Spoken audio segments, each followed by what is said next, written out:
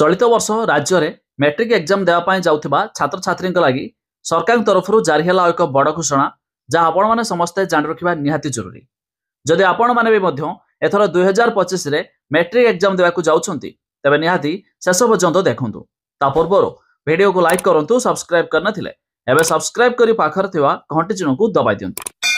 वार्षिक high school certificate परीक्षा एवं मुक्त विद्यालय परीक्षा फेब्रुआरी 21 रु मार्च 6 तारिख पर्यंत अनुष्ठित हेबो। ते मैट्रिक परीक्षार समस्त विषयर पाठ्यक्रम विश्वविद्यालय स्तर में चलित मास द्वितीय सुधा शेष होइछि। ते विद्यार्थी सहायता निमंते नमूना प्रश्नपत्र परीक्षा दर्पण पुस्तिका को गणशिक्षा विभाग मंत्री नित्यानंद गंड उन्मोचन करिसेंति। तेबे उक्त पुस्तिका को जिला शिक्षा अधिकारी द्वारा राज्यर समस्त विद्यालय को पठाइछि। तेबे परीक्षा दर्पण को समस्त छात्र छात्री शिक्षक सहायतार पूर्ण उपयोग करें। यह विद्यार्थी परीक्षा निमंते विशेष सहायक हो पार बोली मंत्री श्री गंड कहते।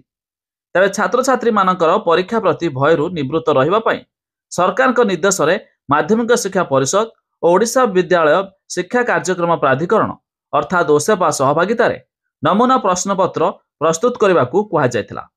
तेरे बोर्ड पक्षर समस्त विषय में 5टी लेखाएं नमूना प्रश्नपत्र संलग्न पुस्तिका प्रस्तुत कराई। तेबे जहाँकि बड़ अपडेट मुताबक नमूना प्रश्नपत्र परीक्षा दर्पण उन्मोचित होइछि मैट्रिक छात्र छात्री।